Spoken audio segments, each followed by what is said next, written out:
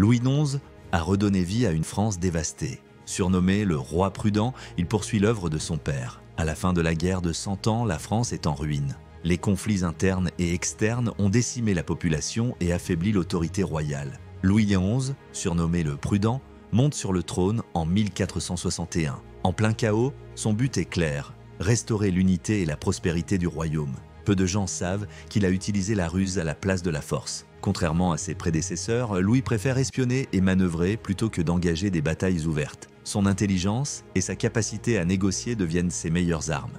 Durant son règne, il confronte les puissants seigneurs féodaux. Chaque victoire est une pièce ajoutée au puzzle de la France unifiée. Les alliances se forment, les territoires se regroupent et il met même fin à des rivalités séculaires. L'élément marquant de son règne est son rôle dans la renaissance économique.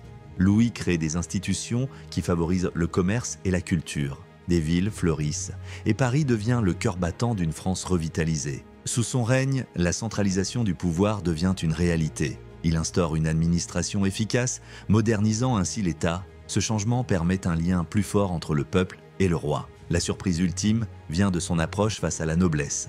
Au lieu de les anéantir, il les divise et les utilise pour renforcer son pouvoir. Chaque seigneur devient un acteur dans son jeu politique. Louis XI n'est pas seulement un roi, il devient un architecte de la France moderne, solidifiant les bases d'un pays en pleine renaissance. Sa vision audacieuse a redéfini le royaume pour les siècles à venir, une époque où l'art, la science et la pensée humaine vont briller comme jamais. Et bientôt, un roi passionné de beauté et de savoir marquera cette période de son empreinte, François Ier, le prince de la Renaissance.